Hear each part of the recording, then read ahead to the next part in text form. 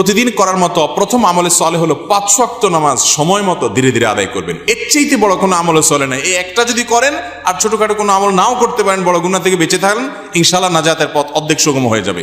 5 ওয়াক্ত নামাজ, এইটার কোনো বিকল্প ইসলামে আর কিছু নাই। এটা ঠিক রাখতেই হবে, এক্ষেত্রে কোনো ছাড় নাই। দাঁড়ায় না হলে বসে শুয়ে যেভাবে পারেন পড়তেই হবে, কোনো ছাড় নাই।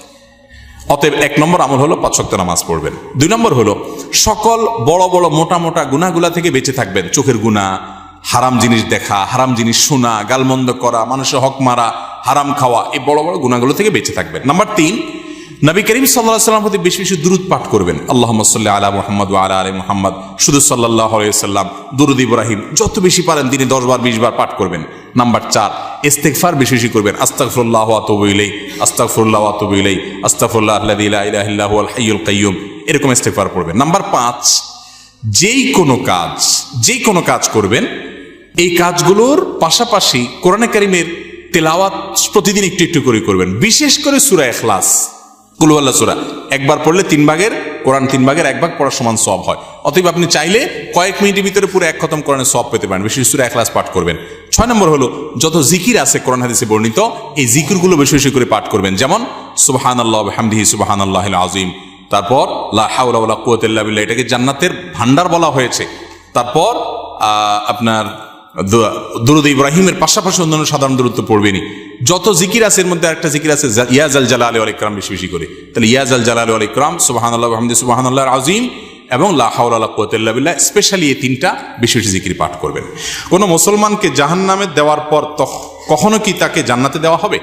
খুব গুরুত্বপূর্ণ একটা প্রশ্ন। একটু আগে যে গোষ্ঠীর কথা বলছিলাম, যারা আমাদের নবীজির হাদিসকে অস্বীকার করে, তারা শুধু কোরআন দিয়ে চলতে চায়। শুধু কোরআনে এত ইনিশিয়েট দেওয়া আছে যে এটা দিয়ে সে চলতে পারবে না।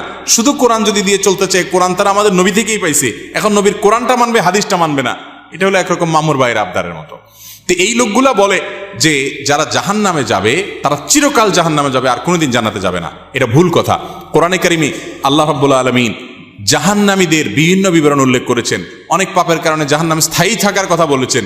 কিন্তু এগুলো সম্পর্কে খোদ নবী করিম সাল্লাল্লাহু আলাইহি ওয়াসাল্লাম কি ব্যাখ্যা দিয়েছেন, যার পরে কোরআন নাজিল হয়েছে, যাকে আল্লাহ পাঠিয়েছেন আমাদের কাছে, সেটা তারা জানার চেষ্টা করে না।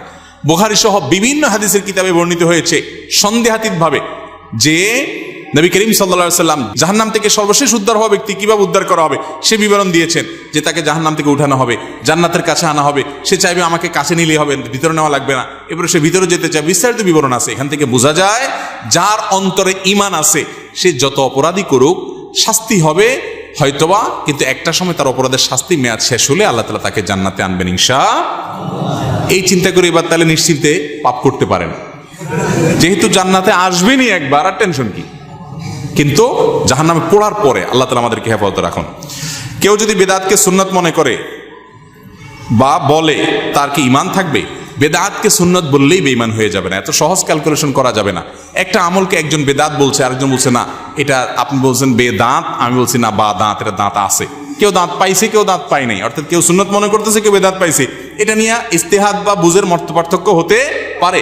এর কারণে কেউ কাফের বা মুসলমান হবে না। বেদাত জঘন্য খারাপ জিনিস, কিন্তু এই খারাপ জিনিস কোনটা, এটা বেদাত কিনা আদৌ, এটা নিয়ে সংজ্ঞা নিয়ে ওলামাদের মধ্যে মত পার্থক্য থাকতে পারে।